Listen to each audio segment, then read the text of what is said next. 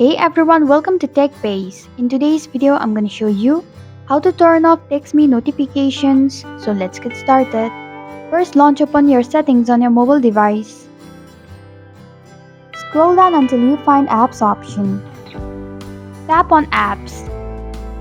Now, among all of these options, select Manage Apps option. In the search bar, type in Textme and perform your search. Tap on Textme application, scroll down a little and then tap on Notifications option. To turn off Textme notifications, tap on the toggle button which is right next to Show Notifications option. And this is how you can turn off Textme notifications. Thanks for watching TechBase. If you like this video, hit the like button and drop a comment with any questions or feedback. If you are new, subscribe and click the bell icon to stay updated on the future videos.